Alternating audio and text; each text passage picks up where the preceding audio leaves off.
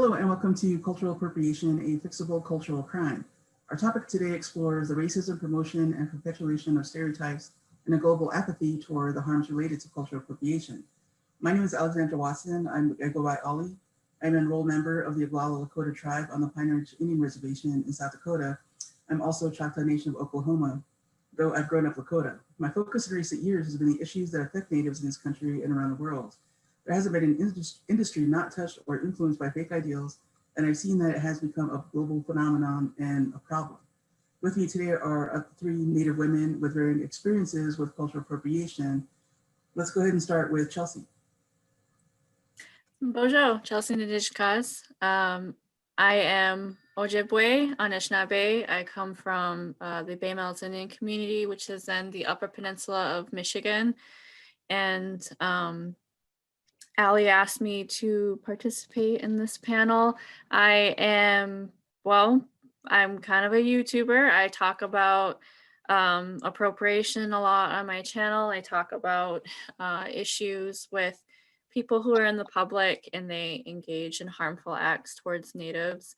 And in my personal life, I'm a graduate from Central Michigan University with a bachelor's of science in psychology. And I also spent a lot of my time studying sociology as well. And I feel like both of those pieces of education helped me understand my own identity, my place in Western society, and how sociological structures work and how Native identity and culture works within those structures. So I'm going to pass it off to Nita.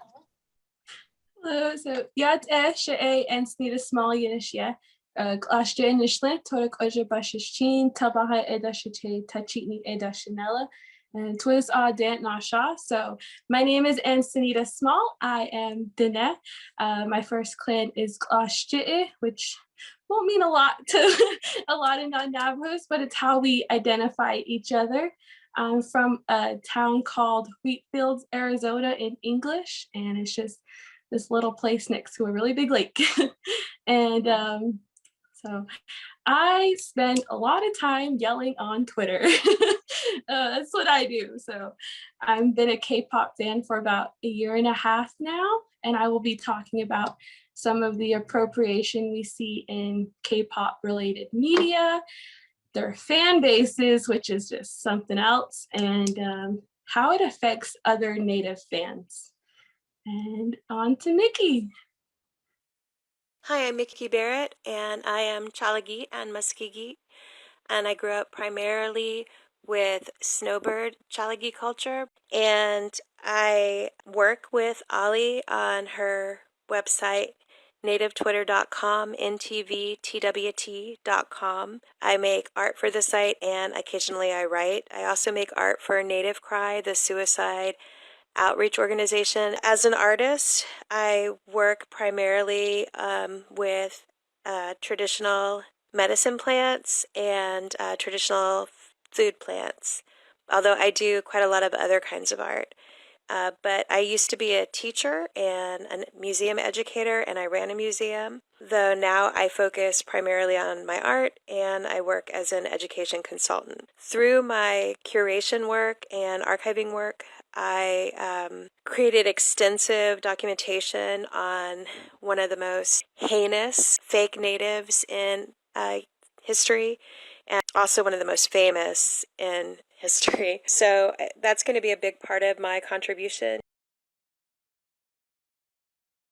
Let's get into a little bit of what defines cultural appropriation.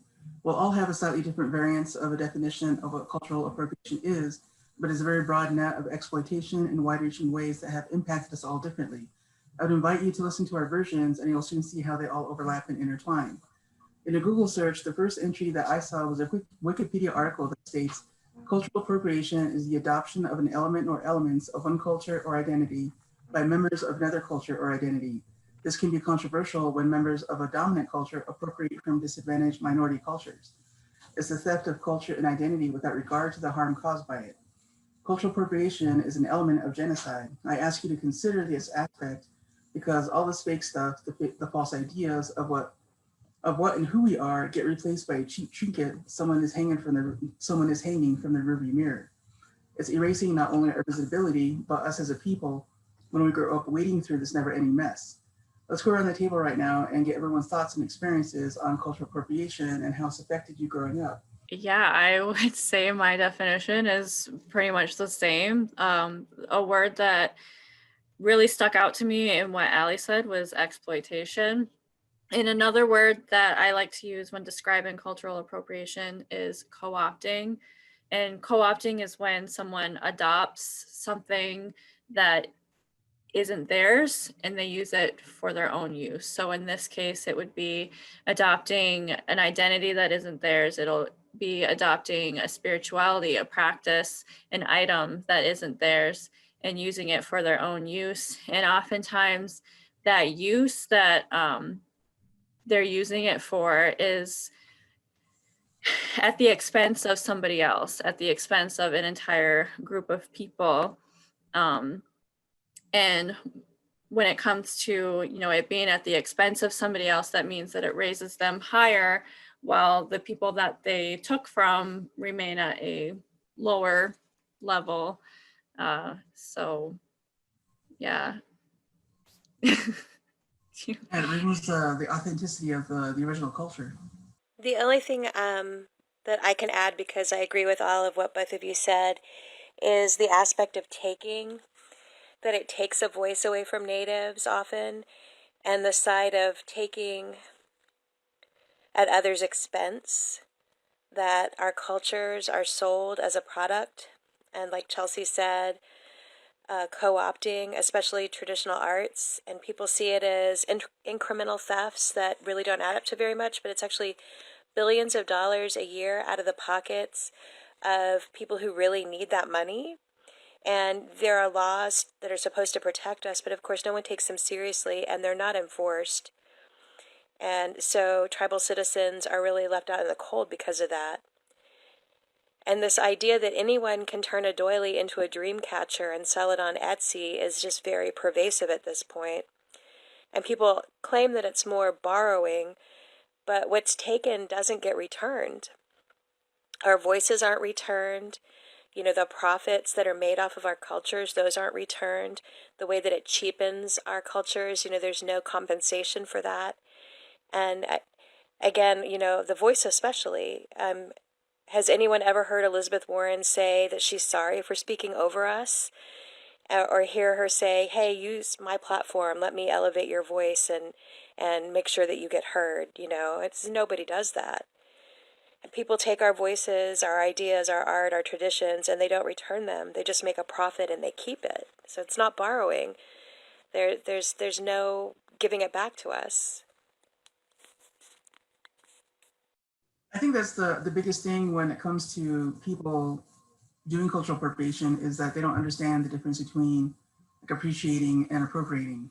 Appreciating would be able to look at something and say, this is something nice, this is something I like, this is something that, I do appreciate. Appropriating is saying that I'm gonna take this, I'm gonna change the color, the design, and make it kind of seem like it was, but make it like my version of that. And that is completely distorting what the original thing was in the first place. Chelsea? Yeah. Like imagine there's somebody playing a guitar on the street and somebody who's appreciating that, they would walk up and they would watch this person play the guitar and they would enjoy it and maybe drop a few coins or dollars for them. And you could say that appropriating would be somebody walking up and deciding, I'm going to play their guitar. I'm going to take their guitar and I'm going to play it and take their money. And on top of that, you're a rich person and that person you took the guitar from was really poor. They were playing to feed themselves that night. So there are different experiences to cultural appropriation. Cultural appropriation has been a part of my life as long as I can remember. One of my first memories regarding appropriation was back in the 80s about Cher and the giant colorful headdresses that she wore. So my mom was a fan of Cher, but she had told me, I like her music, I just wish she wouldn't disgrace headdresses that way. At the time, I didn't really understand what she meant. In 2018, there were numerous natives that ended up clashing with Cher and her fans on Twitter over appropriation and partly about the headdress. It ended with Cher claiming that she understood the need to retire the beautiful headdress, yet she also questioned doing so because fans would be disappointed. This kind of puts this whole situation as her viewing the commodity of making money off of our culture as opposed to respecting our culture and doing away with the headdress because of that. Those are completely different things. So that was a very clear and disappointing mindset for me to take away from that.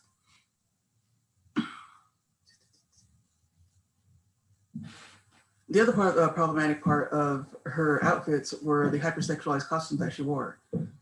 These kind of things are problematic due to the fact that Native women are more likely to be sexually assaulted in her lifetime than any other ethnicity. Checking out the hashtag MMIW for murdered and missing Indigenous women is available in most social media platforms. So as I got older, I realized what cultural appropriation was and how it harmed our communities and our very identities. I began speaking up about it. I was still pretty young when I learned about stolen identity and the whole concept of fake Indians. And that has been something that I have endured from young childhood through present day. People go out of their way telling me that they're Native, that they're part Cherokee, they're part something. My great-great-grandmother was XYZ tribe. And it's more tiring to hear it than it is to try to combat it. So usually, or I guess it would be vice versa, it's more energy combating than it is just to endure listening to somebody say it. People pretending to be Native play such a huge role in that imposter syndrome too. Like, the best-selling Native memoir of all time was written by Asa Earl Carter, the most violent KKK leader in U.S. history, the founder of the White Citizens Councils, without a single Native ancestor. And it's still sold as nonfiction, even though he was exposed decades ago. He put words in it that he claimed were from my language, and they were just words he completely made up. They had no meaning. They didn't come from my language. So he just invented them. And Hollywood made it into a big budget film after the truth came out. Exactly. It's not just a matter of, okay, people who lie about their ancestry or they don't have ancestry but genuinely believe that they do. It's not just because it like bothers us. Yeah, it bothers us as natives generally when people pretend to be us, but it's also a lot of the times, not all the time, but a lot of the times they engage in spreading false narratives that end up being harmful. Just like you said, inventing words or creating tropes or supporting tropes that make us look a certain way, you know, whether it makes us look noble or antiquated or savage. A lot of that, what Mickey was just talking about, kind of goes back to the whole concept of kill the Indian, save the man. The whole concept of kill the Indian, save the man as being something where they're saving us from ourselves, us from a culture that they don't understand, to be more like them. And a whole lot of natives didn't want to be white. And to this day, a whole lot of natives still don't want to be white. But we have a whole lot of people that think that that is what we should do. We should just give up being us to be more like them. And if we assimilate, then we'll understand their viewpoint of what cultural appropriation is and accept it. You know, like we understand their viewpoint of it. We don't have to accept it. And we're not going to accept it. This doesn't necessarily have to be that way. And what cultural appropriation for me comes back to is that it amounts to respect. If you respect our cultures as things of the past or even living, breathing today, you have to be able to respect that culture, to not appropriate, to not do the skull and the headdress tattoos or go to Coachella with a headdress, those kind of things. Yeah, that's a good point, and it reminds me of a great quote by my good friend, you, that U.S. politicians don't want to govern us. They want to rule over us. And yeah, I stole those words from you, and I'm using them here because it's just so true. Yeah, we were eventually given citizenship, but it's clear they don't want us to be seeing ourselves as equal or to think of ourselves as having an equal part of this great corporate country, you know. they expect to rule over us, and they expect us to see them as our rulers. And that's especially obvious when natives get elected to federal office and people react really badly.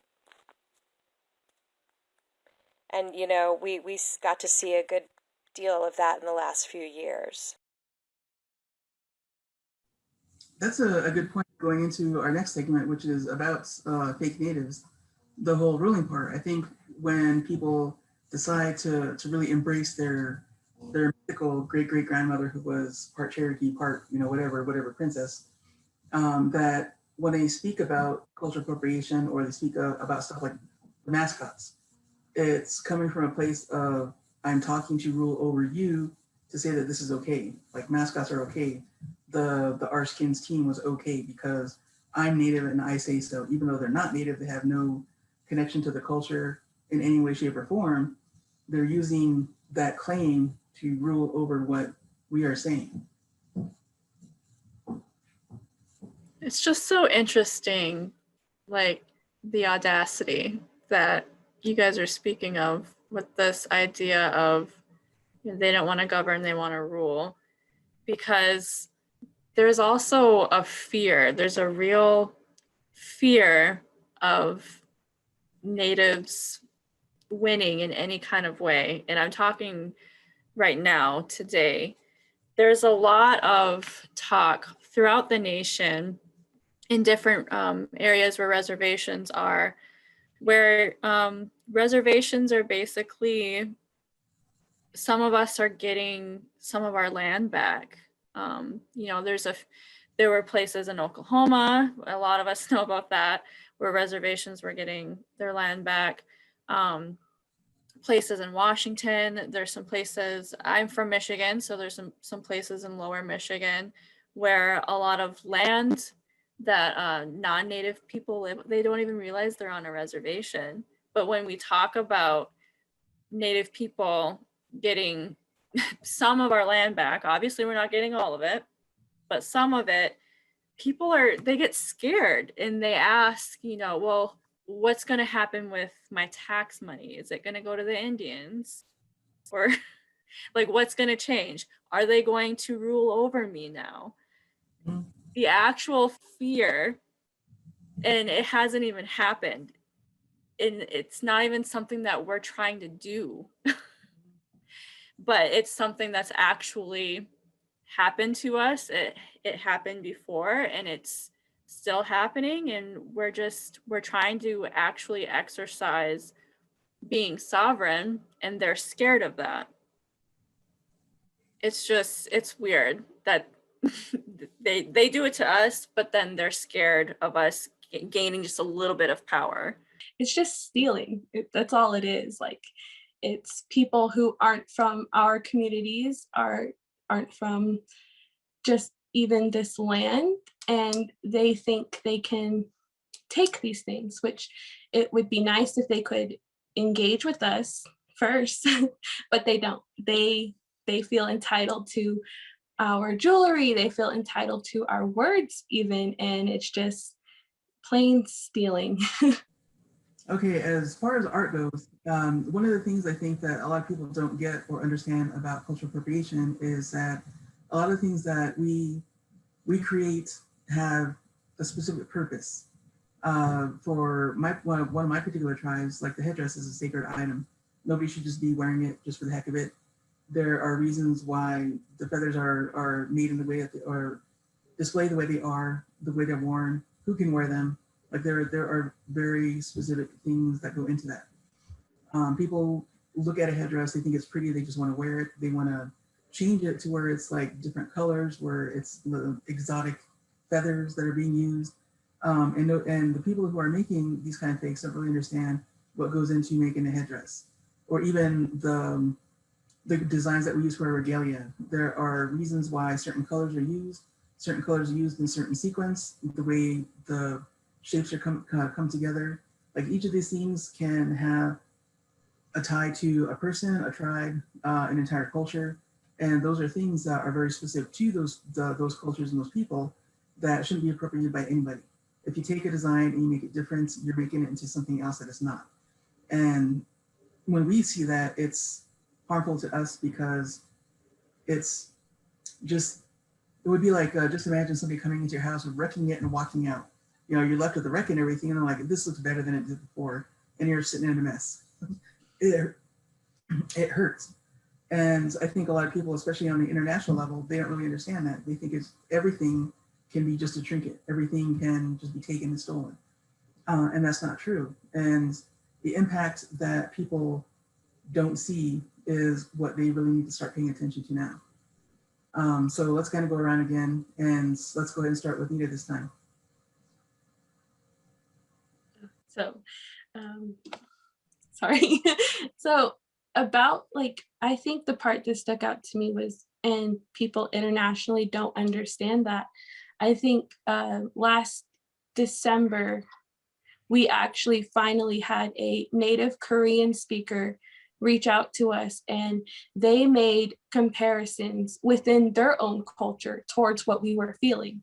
They made a graphic for us, and it was saying like, they compared the dreamcatcher to one of their, I think it was their flags, their traditional flags, their tapestry. And they were like, it's like when we see other Asians make this and they're not Korean and they place it wherever they want. And I think that opened up a lot for us, because I'm in a group chat with about 40 other native K-pop stans, and the ages range from 16 to 32. And we were all just like, so they can make the connection. A lot of people just choose not to. They have parts of their culture they want protected. And like a lot of these countries do, they just don't want to see our pain. And that's what frustrates me, because it's like, it's conscious sometimes. People also don't understand, or that doesn't exist anywhere outside of currently the United States, is that we couldn't even practice our own cultures up until 1978. And up until that time, everything that we did was basically kind of on the down low. Like it was mostly in secret, but we kept our cultures alive. So, you know, a lot of people, when they think about us like fading out into history and everything, like we kept our culture, it's still here. Like we as a people are still here. And up until 1978, we just couldn't be that openly. And it wasn't until somebody help me out here. The American Indian Religious Freedom Act of 1978. Yeah, that was the one I was originally talking about. But are you talking about the crafts one? Yeah, the crafts one. So a lot of people don't know that in the US, we have a federal law that says you cannot claim to be Native and sell things that are actually Native. You cannot sell fake Native stuff that are meant to represent something in real life. And it doesn't matter that it's a federal law, because everybody does it. They do it in this country, they export it to other countries, and the United States and Canada have normalized cultural appropriation to the point where the entire world doesn't see us as anything other than a trinket. And because that came from the United States and Canada, this is where that change has to come. It has to come from here. And this country, this society has to really open up to learning about that and to respecting our cultures. Exactly. And just because it's on my mind right now, like we talked about the Indian Religious Freedom Act. My grandpa, I was just with him. He has stage 4 liver cancer right now. And before 1978, before any of his children were born, he was in the dark, in the middle of mountains, practicing songs so that the BIA agents wouldn't hear him. And like, just, we were talking today, and sorry, my voice is breaking. And he was telling us a story about how the COVID restrictions reminded him of that time, and how they had to go miles and miles into the forest just to be Navajo, just to be Diné, proudly. They couldn't light a fire, or someone would come and check the fire. They couldn't gather in large crowds. The jewelry he has that are older than my mom, and so like they're about 50 years old right now, and those were illegal to even be made at the time.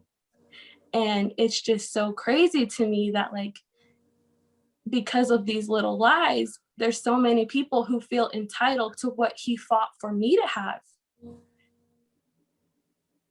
Risked his life, probably, endangered. Yeah, he did. He really did, because my grandpa's songs are so old. They're from our holy people themselves. That's how old they are. And he fought for me to have that. I don't know why anyone else would feel like they could just take it. So like in modern times, or even when I was a kid, the people are playing cowboys and Indians. And that kind of just, that is what non-natives kind of grow up with. They think that it's okay to play natives or play Indian when they were kids and as they get older. So in adult terms, playing Indian would be like Victoria's Secret having a model in a floor-length headdress. It would be Pharaoh having a hairdress on a cover of a magazine. It would be drag queens wearing Montgomery dresses in honor of Cher, who really should apologize for this at some point. Like I would love a hashtag cancel troops in the South. Just not wear headdresses, don't wear native stuff anymore. And the Indian guy who's not Indian in the YMCA group, he needs to apologize. That needs to stop too.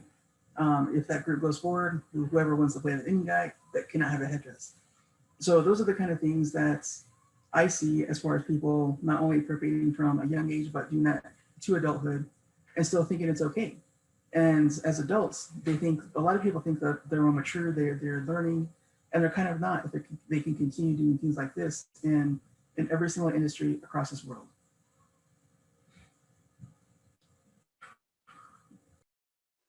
Yeah, a really famous one that I won't name, but people natives will know anyway who she is. And she was a backup singer, and she was put on a national committee to represent natives. But her ancestry claim was debunked by her own research on Ancestry.com that she forgot to erase, I guess. She had done the research and it proved she wasn't native, that she didn't have any native ancestors, and somebody found it and shared it. So we know for sure that she's not native, but she was talking about how it was okay for a specific politician to mock another politician using a really gross slur that dehumanizes native women. But not that fake native politician that he was mocking, but us, not somebody who's pretending to be us, but it did dehumanize us. And someone said to her, you never talk about native issues. I've never seen you mention ICWA once. And, our reps, supposedly our reps said, where's ICWA? She didn't even know that ICWA isn't a place, that it's a set of laws that were put in place to prevent genocide through removing children from our communities. And, that's really typical of the harm of fake natives. It really defines that harm pretty completely, that they just don't think that they even need to understand our issues. They can still speak over us about those issues. There are many examples of lost connections between ancestors and people alive today. It is entirely possible to have an ancestor who was native generations ago. The thing is, while many Americans might say my ancestors were Irish or English or some other European country, they aren't speaking for and over the people of that country. Nobody is saying that my ancestor was English, therefore all English, do X, Y, Z. A lot of people don't do that unless they're perpetuating stereotypes. When it comes to natives, however, white people and non-natives come out of the woodwork unbidden to loudly speak over us and for us to excuse everything from racism to mascots, and will even defend other fake natives for a common goal. The problem is that they're speaking from a place of ignorance as to why many of us are protesting cultural appropriation. For example, many natives have protested the disrespect of the headdress. Non-natives who claim to be native will attempt to excuse it, yet they don't know the history and the culture behind a headdress. The issue does not affect them, therefore they don't see the harm. Or they will swing the other way to claiming such appropriation is somehow honoring us. It's usually the claim when a non-native is caught and called out for appropriation to try to defend themselves. So some of the following names might be familiar, and some had, or many have made unsubstantiated claims of Native descendancy, most often in connection with being called out or for doing something racist. Since he's been in the news a lot lately, let's start with Johnny Depp, who has a fetish for natives that he influenced Dior to make their scent Sauvage relate to natives, most of whom didn't appreciate being called savage in any language, even the word Sauvage has been used against First Nations people in Canada. Perhaps one of the more egregious acts that Johnny has done is suggesting that he'd buy back Wounded Knee, give it back to the Lakota people. To date, has never fulfilled this. He also played the role of Tonto in the movie Lone Ranger, who was supposed to be a Native character. He's not Native, has claimed to be Native. Genealogy on him has shown he has no Native ancestry whatsoever, but he has never admitted that. Cher has claimed in the past to be part Cherokee, likely in connection to an equally problematic song, Half-Breed. While Cher has claimed that she would retire her headdress, it's unclear if she intends to do so, with the image of her wearing it on her website remained up for months in 2019.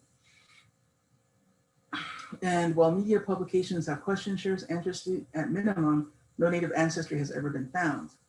So there was a backup singer for the Pussycat Dolls who has claimed to be part Apache. Pearl wore a headdress, claimed to be part Native in an attempt to kind of lessen that controversy. It doesn't make it okay, even if so, and not every Native tribe has headdresses in the culture. A vocalist named Otep claimed to be part Lakota, couldn't name which Lakota tribe in the past, and has claimed that a great-great-grandmother or great-grandmother was Chickasaw, Choctaw, or Cheyenne before claiming Lakota, still has never been able to name which tribe. There's also famously a US senator who has claimed to be Cherokee and or Delaware, yet no Native ancestry has ever been found. Don't get me started on that DNA test either. So let's go ahead and start with experiences of fake natives. Mickey, do you want to start on this one?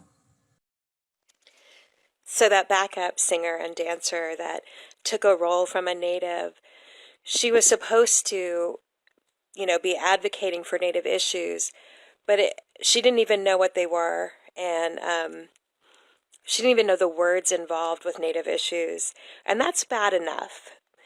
But the problem doesn't end with her, because her fans, who also claim that they're Native and they agree with her, they go around harassing Native activists and individuals, and they see it as harmless. They see appropriation as harmless. They see identity theft as harmless.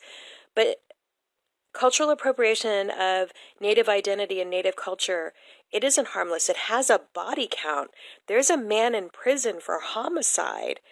He used to charge people $10,000 for Native healing. And obviously he wasn't charging natives.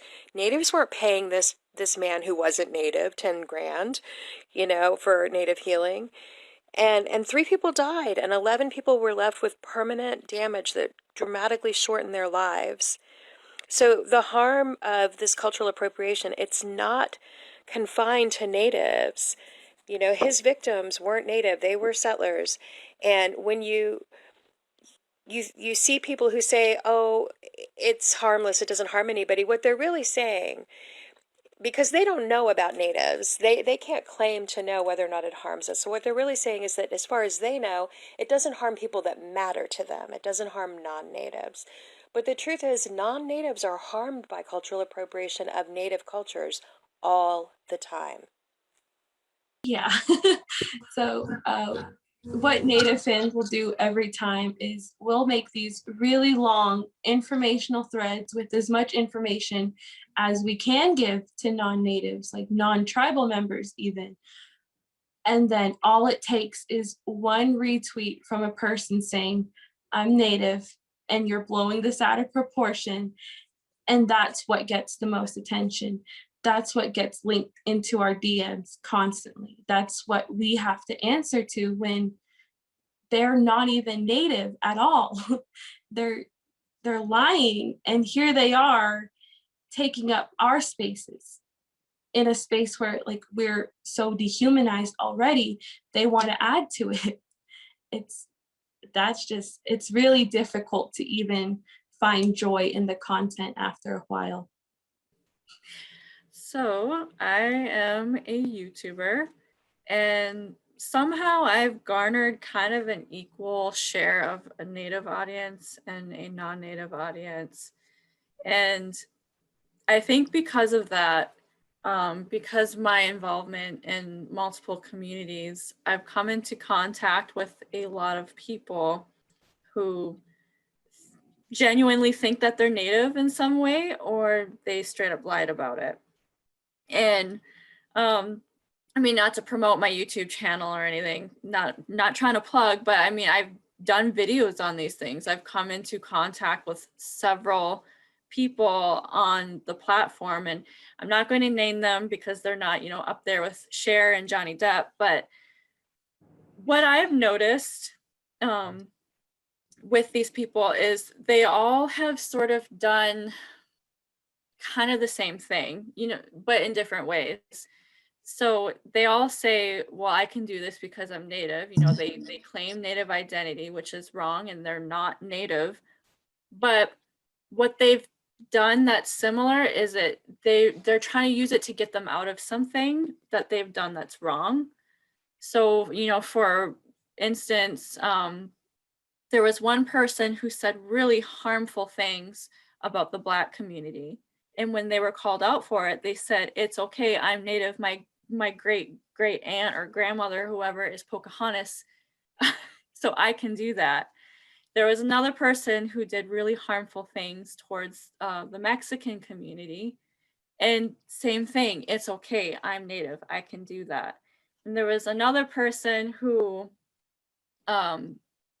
they abused white sage, and when a lot of Natives approached them and said, yo, we're hurt by this and this is why, they said, it's okay, I'm Native, when they reacted badly and were called out for that.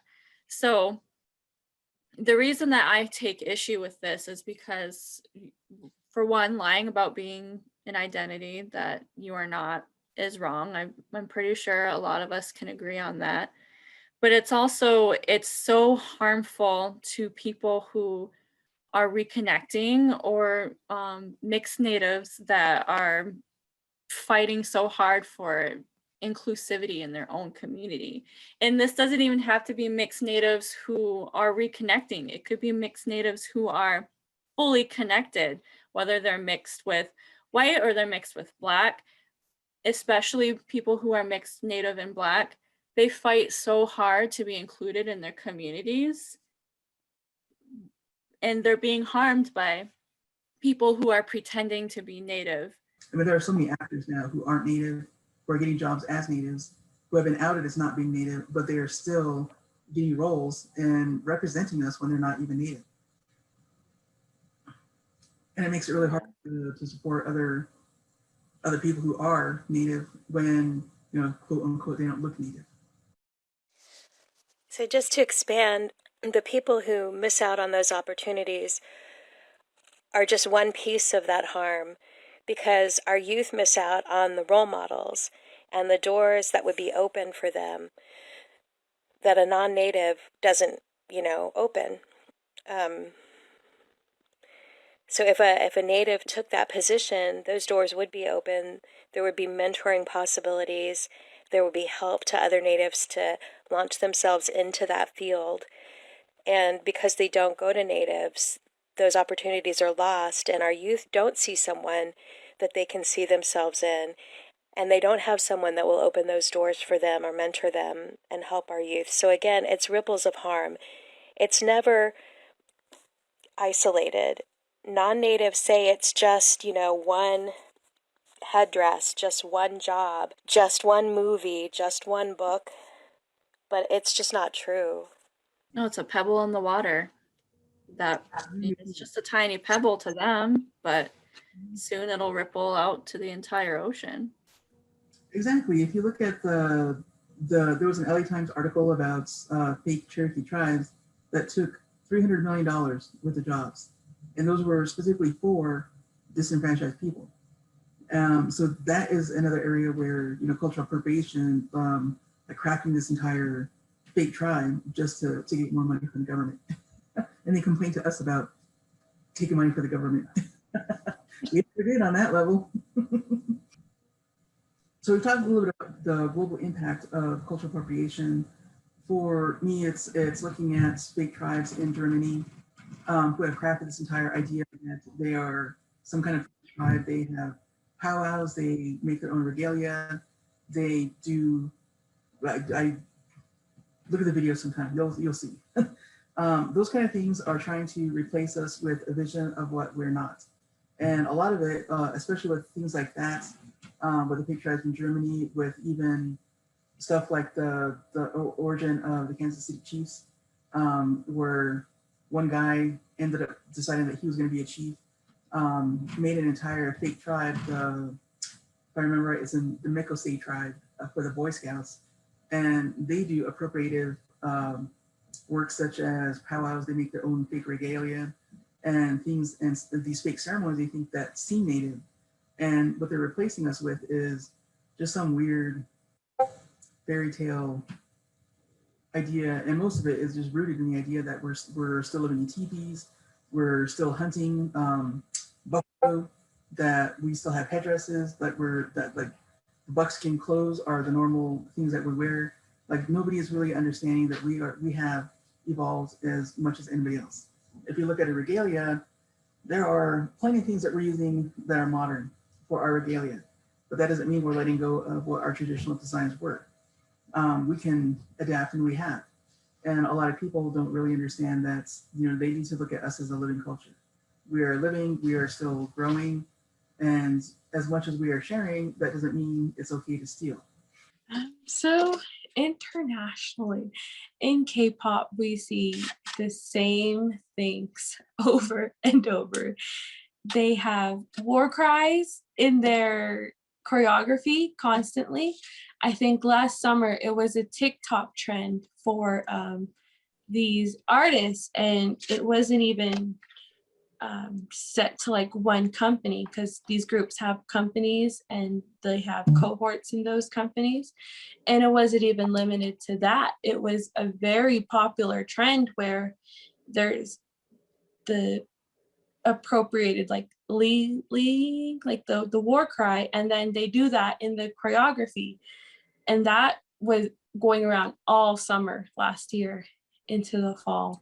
And then over the winter, we just had to deal with so many fake teepees everywhere, and they all had the same cheap wooden sticks, geometric print.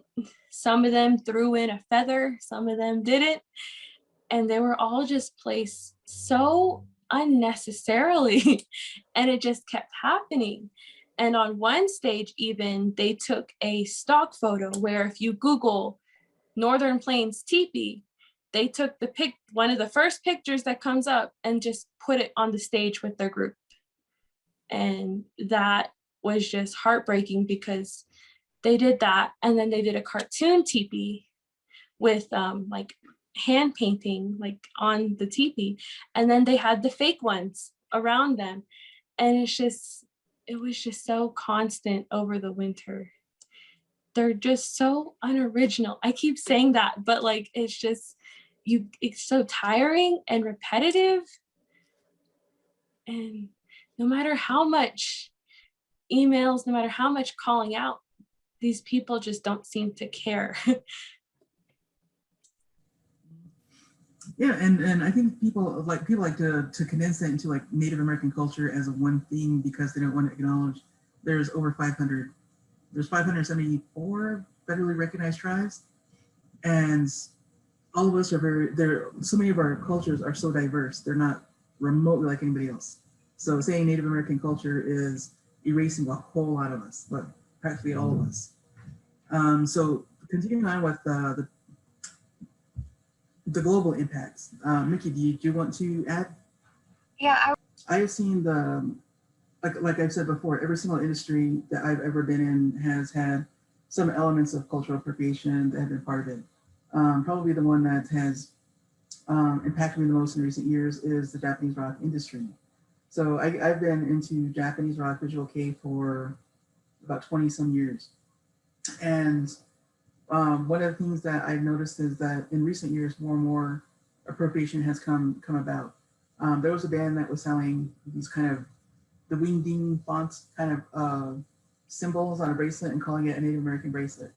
And I ended up emailing the manager and educating them about how wrong that was. They said that they would change the name for it. And I thought, well, if they're just going to call it geometric, you know, it's at least it's not native. But instead, they actually pulled the entire line. They did not release it. They shelved it. And I was really grateful for that. I got to meet the band here in the United States. And the people who had brought them took them to a baseball game where there was a tomahawk chop. So later on, they had a concert, and this was after I got to do an interview with them. They said that they were sorry about what happened. They were glad that somebody was able to educate them about that. And then they opened up their concert by telling everybody, do this tomahawk chop that I just learned today. And it just blew my mind that you could put in that much work and still end up with a failure. So I went to see around the world, just people kind of taking a step back, listening, doing some research, respecting, and if you can't do it, just leave it alone. Oh, coming back to global, come to think of it, two things that I want to kind of touch on about the global impact part two is something like Stephen King. I was talking to Nikki about this last night, that I grew up reading Stephen King, and throughout so many of his books and stories, there are all these stereotypes that play a role or play a big part in his stories. And when people read them, they just accept it as fact, as how it's presented in the book. You know, the ancient Indian, the haunted Indian burial ground. You know, that kind of thing, that needs to go away. I wish you would apologize for that one too. But because of that being so common here, it ended up, you know, across the pond, as they say. J.K. Rowling ended up doing a whole series on Native American wizards. You know, we've never had wizards. Everything that she put into that is basically false. It was just something pretty to do, and it was bastardizing our cultures. So things like that, I want that to go away too.